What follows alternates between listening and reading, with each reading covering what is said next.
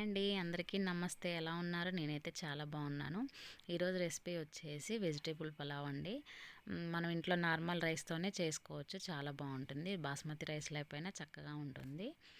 ముందుగా ఒక ప్యాన్ పెట్టుకొని అందులో ఆయిల్ వేసుకొని కొద్దిగా నెయ్యి కూడా వేసుకుంటే టేస్ట్ ఉంటుందండి.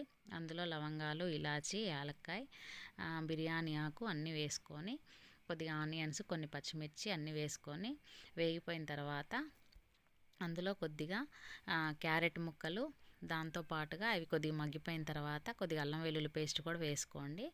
అందులో అంటే మీ దగ్గర ఏ వెజిటేబుల్స్ ఉంటే అవి వేసుకోండి, చాలా బాగుంటాయి. నా దగ్గర ఆలుగడ్డ ఉంది, క్యారెట్ ఉంది, అది వేసుకున్నాను. తర్వాత గ్రీన్ పీస్ ఉన్నాయండి, అది నానబెట్టుకొని వేసుకున్నాను అనమాట. పచ్చి బఠానీలే నేను వేసుకుంది. అందులో కొద్దిగా నా దగ్గర పుదీనా లేదు, పచ్చి పుదీనా వేసుకుంటే ఇంకా చాలా టేస్ట్గా ఉంటుంది. నా దగ్గర డ్రై పుదీనా ఉంటే వేసుకున్నాను.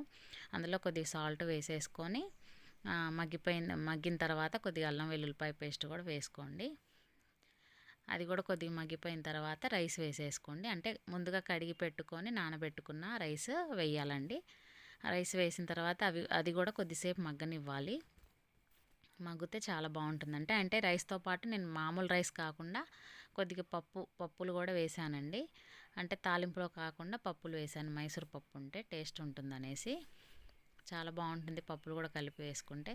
అంటే వెజిటేబుల్ రైసే ఉంటే వెజిటేబుల్సే అని కాకుండా కొద్ది పప్పులు కూడా యాడ్ చేస్తే చాలా టేస్ట్ ఉంటుందన్నమాట. మగ్గనిచ్చి కొద్దిగా ఎసరకు వాటర్ పోసుకొనేసి అంటే మనం ఒక గ్లాసు రైస్కి 2 గ్లాసుల వాటర్ పోసుకుంటే చాలా బాగా వస్తుందండి.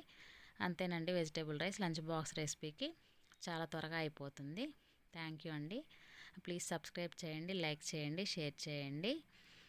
నా ఛానల్ని చూస్తూ ఉండండి ప్లీజ్.